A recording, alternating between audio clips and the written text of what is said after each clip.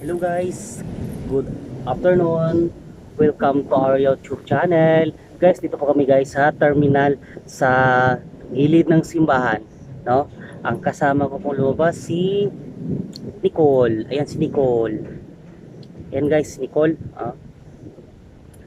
Si Nicole guys is 13 years old na siya kay na inalagaan ni nanay. Ayan po, no? So siya po yung pinakamatanda sa mga aso ni nanay, no? 13 years old na to siya. So ibig sabihin, 13 taon na po siya kay nanay, no? 13 years na kay nanay. So siya po yung pinakamatandang aso ni nanay. Almost siguro na sa mga 20 na yung aso ni nanay, kaso lang guys, namatay yung iba, no? Kaya pabago-bago yung aso ni nanay. So ngayon 4 na lang yung natira guys. So ito guys, si Nicole, no?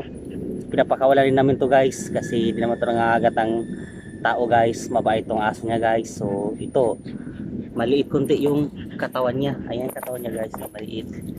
Ayan. Ayan, maliit yung konti yung katawan niya, no? Siya si Nicole, no?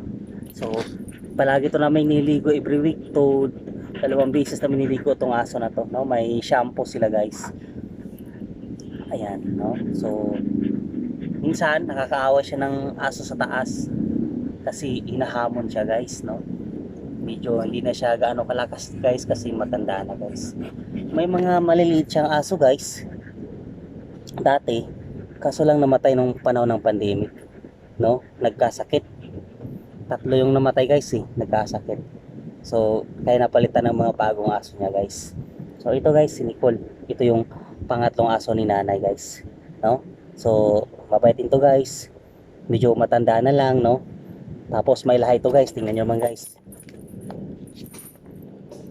tingnan nyo guys yung ano guys, katawan niya guys is sobrang baba ng katawan niya guys, no? Sobrang baba. Yan. Yan, sobrang baba. May lahay yan siya guys, no? Malaki yung